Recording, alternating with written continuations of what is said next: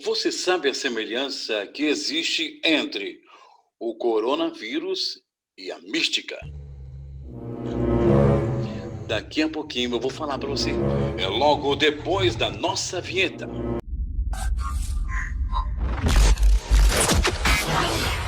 Olá pessoal, meu nome é Cláudio, sou fisioterapeuta, trabalho com palestras empresariais e você é o meu convidado especial. Se você ainda não se inscreveu, por gentileza, se inscreva. Aproveite o período de Natal e ative o seu sininho. Desculpa, foi mal pessoal.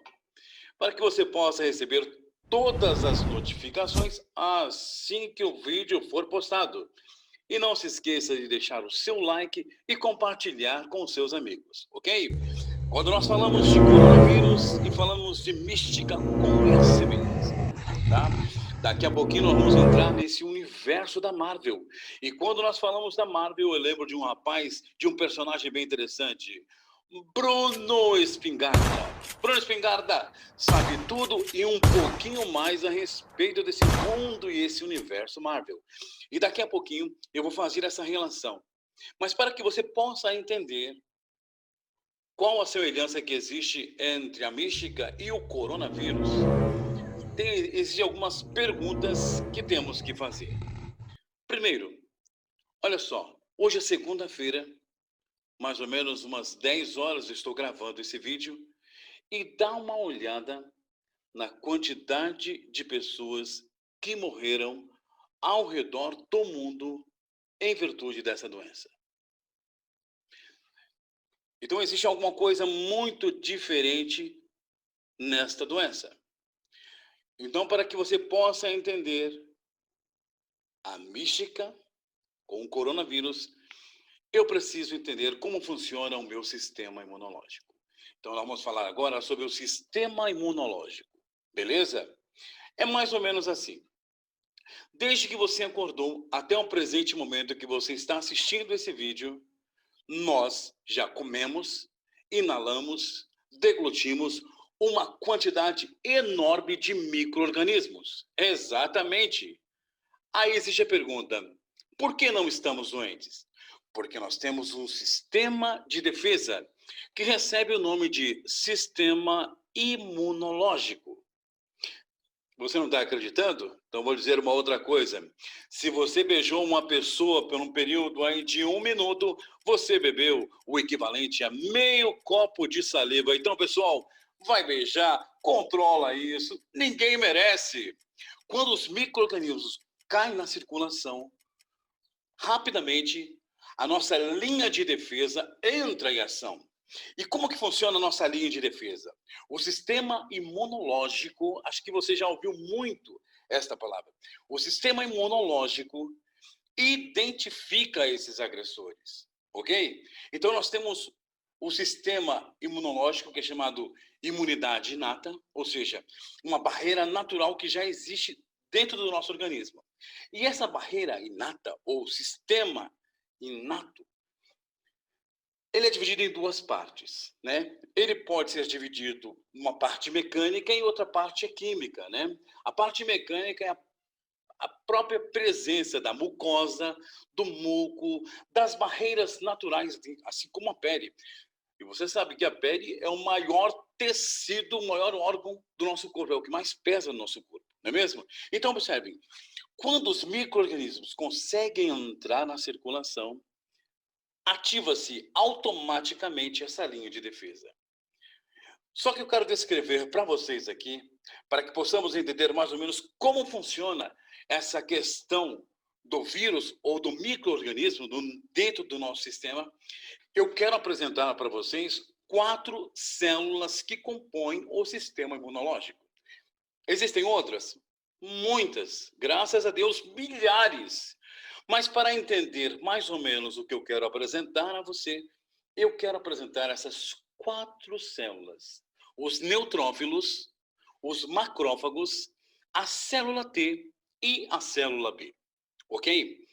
São 4 grandes células que estão presentes ali, que estão olhando e defendendo o nosso corpo. Ok? Entrou um micro-organismo dentro do nosso sistema. Rapidamente, os neutrófilos, em grande quantidade, vão e começam a fazer um negócio chamado fagocitose. O que é a fagocitose? Comer, comer, comer, comer, comer, comer.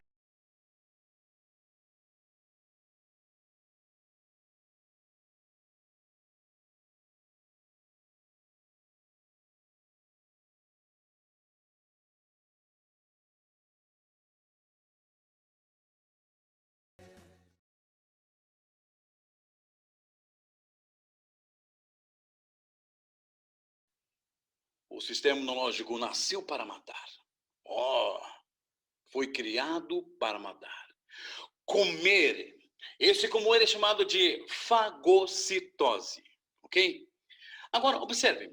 Mesmo tendo uma quantidade muito grande de neutrófilos, que faz parte aí dos leucócitos, células brancas, mesmo tendo uma grande quantidade, o sistema às vezes pode identificar um agressor que não é tão conhecido. Então, por reações químicas, os neutrófilos chamam os macrófagos. E olha o nome: macrófagos são células grandes que fazem fagocitose. Então, ele engloba o micro-organismo e destrói. Olha essa imagem impressionante de um macrófago fazendo uma fagocitose. Olha que interessante. O que você está vendo é uma imagem real. Olha só, essa célula gigante aí englobando os micro-organismos. Os macrófagos são tão potentes que possuem até braços, que eles conseguem prolongar esses braços para comer. E eles comem, comem, comem, comem, comem, comem, comem. Mesmo tendo esse poder, chega uma hora que o macrófago não consegue identificar o agressor. Então, olha o que vai acontecer. Por reações químicas, o macrófago vai chamar uma outra célula. E essa célula é a célula T, ou linfócito T. O linfócito T, ele não come, mas ele desempenha um papel extremamente importante no sistema imunológico. E qual é esse papel? Vou contar para vocês. Quando a célula T se aproxima do macrófago, o macrófago fala para a célula T: eu vou morrer. Como assim vai morrer? Responde a célula T: olha, eu vou morrer porque entrou na circulação com micro-organismos e ele tá matando todo mundo e eu vou morrer. A célula T fala: mas como que é esse micro-organismo? Me fale! E o macrófago começa a descrever o micro-organismo para a célula T. A célula T pega toda a informação e o macrófago morre.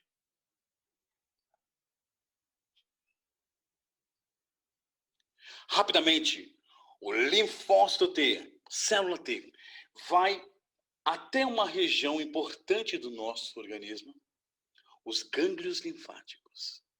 Ok? E por reações químicas, ela chama uma outra célula, o linfócito B. Assim como a célula T, o linfócito B não faz fagocitose, ele não come, mas desempenha um papel extremamente importante. A célula T se aproxima do linfócito B e fala: O macrófago morreu. como assim? Quem matou o macrófago? Pergunta a célula B. E a célula T começa a descrever o agressor. À medida que essas informações, por reações químicas, são passadas para A célula B, ela começa a produzir anticorpos no formato de Y, exatamente. E isso é lançado na circulação. E quando é lançado na circulação, esta vacina em específico começa a procurar o agressor. E procura. Quando encontra, envolve aquele agressor e destrói.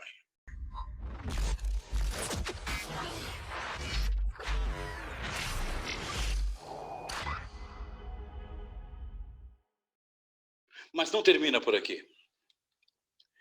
Antes de eliminar a raça desse micro-organismo, uma amostra é guardada no cérebro, ok? Gerando uma memória. Memória. A questão da memória é uma coisa simples, você consegue entender. Imagine agora você cortando o limão, colocando sal nesse limão e chupando esse limão. Possivelmente, você teve alguma reação. Isso é uma memória. E o sistema imunológico tem uma memória. É por isso que nós não estamos doentes. Então é mais ou menos assim. Quando eu tenho um sistema imunológico forte, que consegue destruir um invasor, eu tenho um negócio chamado saúde. Mas o contrário também é verdade, infelizmente. Quando eu tenho uma depressão do meu sistema imunológico e um aumento de agressores, eu tenho um negócio chamado doença. Aí eu pergunto, por que ainda não encontramos uma vacina para o coronavírus? Simplesmente porque o sistema imunológico não consegue identificar o vírus. Entenda o seguinte, de todas as características maléficas que tem no vírus, existem duas que são importantes. A primeira é a capacidade de provocar a doença, a patogenia do próprio vírus. Segundo, capacidade de mutação. Variar, mudar com rapidez. E aqui tem um alerta, porque quando o vírus entra em contato com uma pessoa, essa pessoa adquire esse vírus e ela começa a tentar desenvolver um sistema de defesa. E aqui é o interessante, esse vírus quando é passado para outra pessoa, o mesmo vírus é passado para outra pessoa, aquela pessoa, ela vai desenvolver uma outra sintomatologia. Ou seja, nessa transmissão entre esses dois hospedeiros, haverá uma mutação entre os dois. Pode ser uma pequena variação, porém, já mudou o vírus. Não é o mesmo vírus. Entende? Então, quando o sistema imunológico, ele tenta desenvolver a sua vacina, ele não consegue desenvolver, porque não há tempo para o reconhecimento do sistema imunológico. Isso é muito importante e tem que chamar a nossa atenção, tá? Juntamente com essas possibilidades de matar, de desenvolver a doença, existem as doenças associadas, as comorbidades. Por isso, muitas pessoas estão morrendo, não em função do vírus, mas em virtude da presença do vírus, desenvolvem ali infecções oportunistas. Então, uma pessoa morre com problemas respiratórios, se ele tem um problema de diabetes, qualquer tipo de doença associado a essa pessoa vai ser potencializado com a presença desse vírus. Porque, imagina, o corpo está assim, ó, o indivíduo é diabético. Constantemente, o corpo está tentando trabalhar para manter a homeostase, que é o equilíbrio, constantemente. Agora, imagina, ele tem a diabetes, o corpo tem que cuidar dessa diabetes, e associado a essa diabetes tem um vírus que está entrando. Então, o corpo ele começa a tentar trabalhar em todas as direções, e muitas vezes ele não consegue dar prioridade a um ao outro. Por isso que as pessoas com comorbidades, elas têm um risco maior de morrer. Ah, mas existem casos de pessoas que pegam vírus e desenvolvem uma resistência? Sim, por quê? Ninguém sabe. Ah, mas existem pessoas idosas que foram entubadas e saíram vivas. Por quê? Ninguém sabe, a ciência não consegue identificar isso. Então preste bem atenção. Nós estamos falando de um vírus que tem uma capacidade muito grande de desenvolver uma patogenia, uma doença e levar o indivíduo a óbito. Aí você pergunta, tá, mas aonde entra a mística? Calma, mística, você vai entrar. Onde entra a mística nessa história? Então nós vamos utilizar aqui a mística como um agressor, um antígeno. Então vamos imaginar que esse antígeno entrou na circulação. Ok? Rapidamente, o sistema imunológico começa a fazer um escaneamento. Ele começa a descrever aquele agressor. E chega uma informação. Olha, Esse agressor tem cabelos ruivos, tem olhos amarelos, tem a pele azul e a estrutura dessa pele é escamosa. Essa é a informação que o sistema imunológico tem. Rapidamente, todas as linhas de defesas são acionadas. E essa informação vai lá para o linfócito B, que produz a vacina. Produziu a vacina, joga na circulação no formato de Y. E aí começa a nossa história. Agora vamos entrar no universo Marvel. Bruno Espingarda, é nozes. Quando é lançado na circulação esta vacina, ela começa a procurar o desenho que a ela foi passada. Todas aquelas características genéticas do micro-organismo. E ela começa a andar na circulação. De repente, ela encontra um micro-organismo semelhante. Mas quando ela vai tentar fazer um mapeamento, percebe que não é. A missão é abortada. Mas mesmo assim, o Y, que é a vacina, produzida pelo nosso sistema imunológico, continua a sua busca. E novamente encontra um micro-organismo agressor. Só que a vacina não se combina àquele vírus novamente. Sabe por quê? Que em todas as fases o vírus vai mudar. Em todas as fases ocorre a mutação. Por isso que o sistema imunológico não consegue identificar. Por isso que quando o vírus ele pega uma resistência, ele olha para os nossos soldados e ele dizima todos os soldados. A semelhança que existe entre a mística e o coronavírus é exatamente esta: capacidade de mutação.